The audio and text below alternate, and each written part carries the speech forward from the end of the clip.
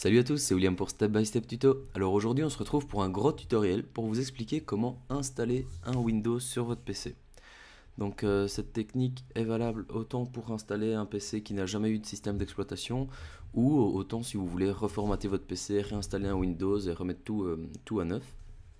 Donc tout d'abord je vais vous expliquer ça via ma VMware. Donc c'est une machine virtuelle, voilà. Donc c'est pas sur mon PC directement et donc l'écran est un peu plus petit, mais j'espère que vous verrez déjà pas mal de choses.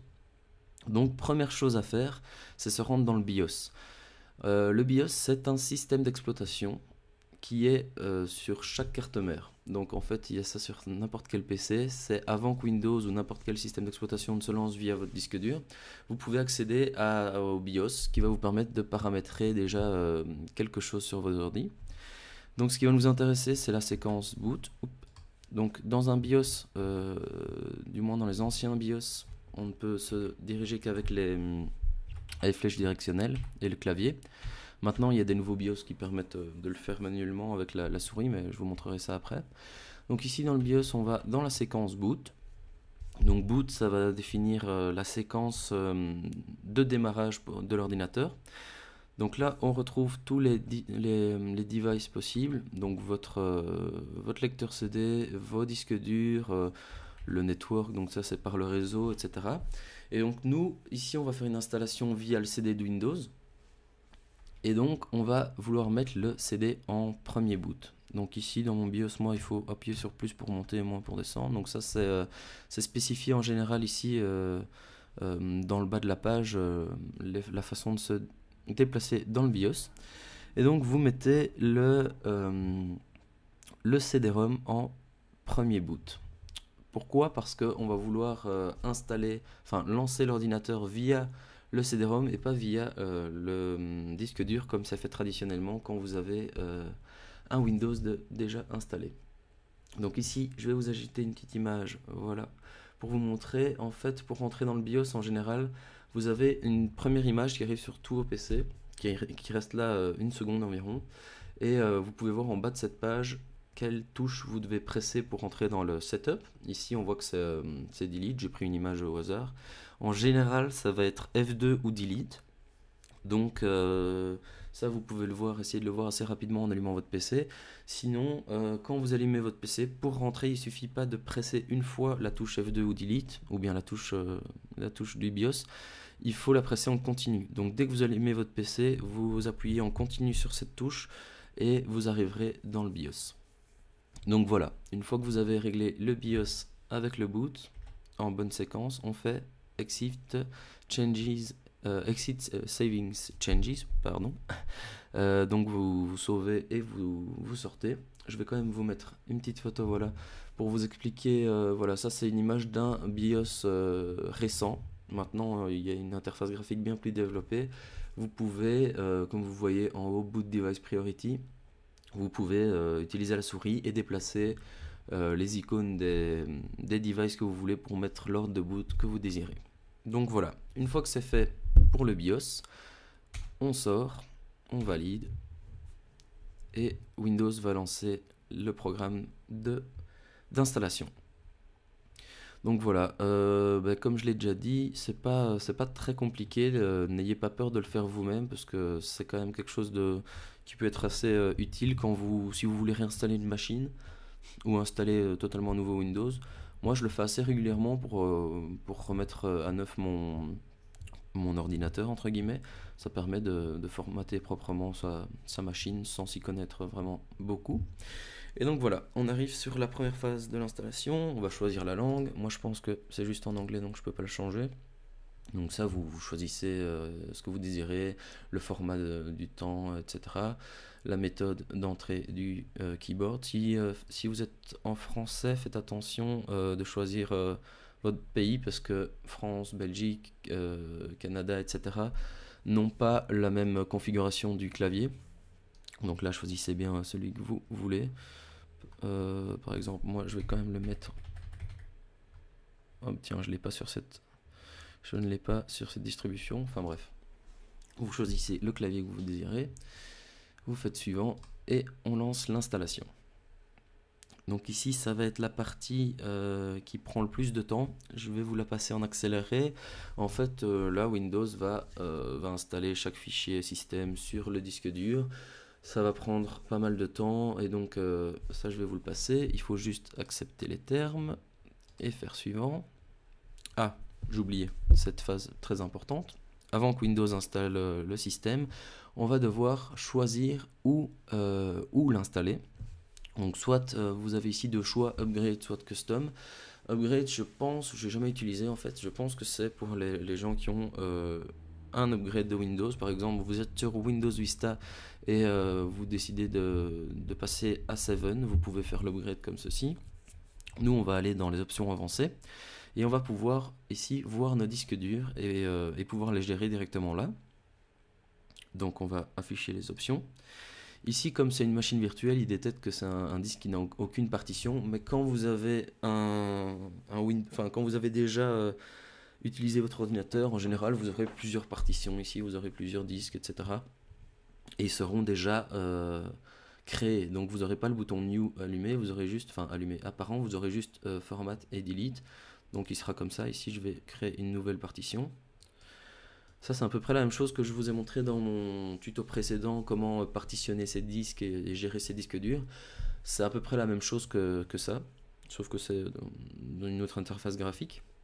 Donc voilà, ici en général, vous aurez, si vous êtes déjà un Windows, vous aurez une partition sur votre disque principal. Ici, j'ai mon disque 0, donc j'en ai qu'un.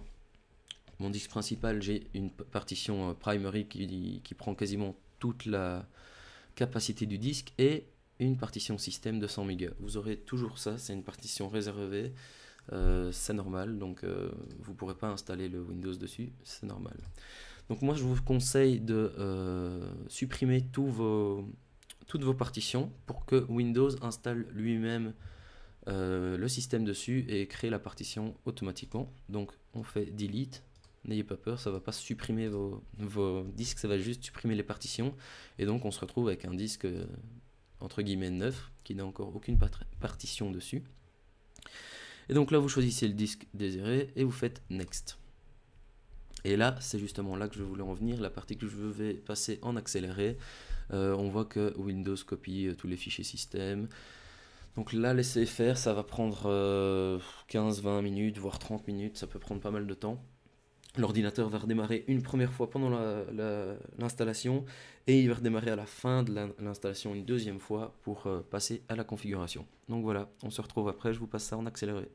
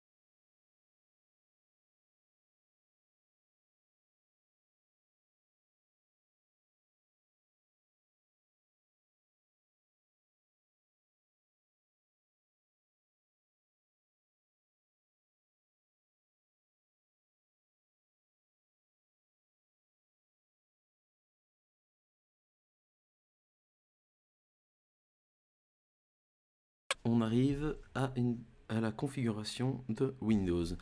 Donc comme vous avez pu le voir quand je vous ai accéléré la vidéo, l'ordinateur a redémarré 2 fois pendant l'installation. Ça dure quand même un bon 15 minutes, je veux dire. Donc ça, vous pouvez laisser l'ordinateur travailler tout seul. Il va redémarrer automatiquement pendant l'installation. Et puis après la finalisation de l'installation, il redémarre et vous arrivez sur cette fenêtre. Donc ici, voilà, Windows est bien installé. Mais vous allez devoir configurer un petit peu, le personnaliser, on va dire. Donc ici, il vous demande le nom de votre utilisateur. Donc ça, ici, hop, je vais retourner dessus. Moi, je vais l'appeler user. Vous l'appelez avec votre prénom ou comme vous le désirez. Et le nom de votre PC. Donc ça, il met automatiquement, mais vous pouvez le changer aussi. Moi, je vais le laisser comme ça. Donc après, next, il vous demande un mot de passe. Ça, vous pouvez le laisser vide si vous le désirez. Comme ça, Windows s'allume directement. Et ici, vous arrivez sur l'activation de Windows. Donc en fait, soit vous pouvez entrer votre clé d'activation directement, soit vous pouvez directement passer à l'étape suivante et l'activer par la suite. Donc je pense que vous avez 30 jours avant de l'activer. Ici, vous pouvez décocher si vous continuez à activer automatiquement par internet, parce que c'est assez chiant, je pense. Donc voilà. Moi, je ne vais pas rentrer la clé maintenant, je le laisse comme ça. Et ici, il vous demande quel type de protection vous voulez garder. Prenez la recommandée, c'est très bien. Et voilà. Ici, le format du temps. Enfin, là, je laisse comme ça. Vous prenez l'heure de Paris. Enfin, en fonction d'où vous habitez, évidemment. Et ici, il vous demande le type de réseau que vous voulez utiliser. Et comme vous êtes chez vous, je suppose, vous prenez un réseau local, home, je sais pas comment c'est mis en français. Réseau privé, domestique, je pense. Et voilà, il va se connecter au réseau.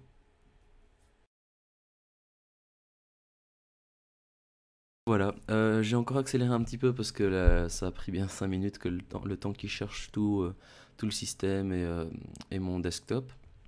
Mais donc voilà. Alors avant de commencer de vous lancer là-dedans, faites bien attention d'avoir fait un backup de vos données parce qu'évidemment il va formater votre disque dur donc il n'y aura plus rien dessus. Oui, il y a toujours moyen de récupérer même si vous avez formaté, mais c'est bien plus compliqué. Donc faites bien attention de faire un backup de vos données et aussi de vos drivers. Donc ça, si vous ne savez pas ce que c'est que les drivers et les drivers ou les pilotes comme ils s'appellent en français, n'hésitez pas à aller voir mon tutoriel sur comment mettre à jour vos drivers parce que c'est vraiment important pour pouvoir utiliser votre PC totalement. Il va falloir mettre à jour vos drivers et quand vous réinstallez un Windows, un petit conseil, faites toujours attention d'avoir le driver, au minimum le driver de votre carte réseau ou de votre carte mère, parce que si vous ne l'avez pas, vous allez avoir du mal à aller chercher tous les drivers sur internet. Donc moi ce que je fais, c'est j'enregistre en général sur une clé USB les drivers de ma carte réseau, et les autres après je vais les faire comme je vous l'ai montré dans mon autre tuto. Et donc voilà, si c'est la toute première fois que vous installez un système sur votre PC, vous avez sûrement reçu avec votre carte mère ou votre carte réseau un CD avec les drivers dessus. Et donc vous pouvez l'installer aussi par ce biais-là. Et donc voilà, c'est terminé pour ce tuto, j'espère que ça vous a aidé. N'hésitez pas à me poser des questions en commentaire si vous avez quelques petits soucis. Et sinon, je pense que je ferai un tutoriel pour l'installation d'une distribution Linux. Et plus tard, peut-être vous montrer comment faire un dual boot, c'est-à-dire comment installer deux systèmes d'exploitation sur le même disque et switcher entre les deux. Mais ça, c'est l'étape suivante. Voilà, à la prochaine.